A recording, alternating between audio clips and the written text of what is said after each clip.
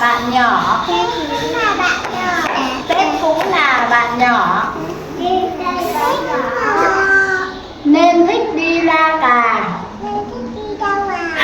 Nên thích đi la cà.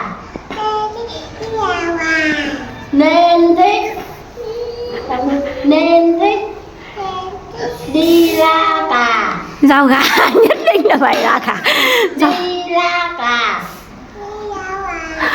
Đi cùng cô là đi la cà cà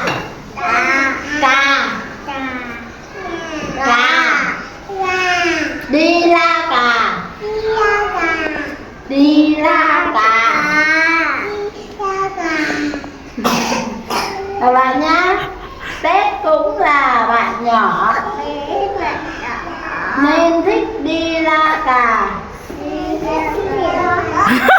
Nên thích đi la cà.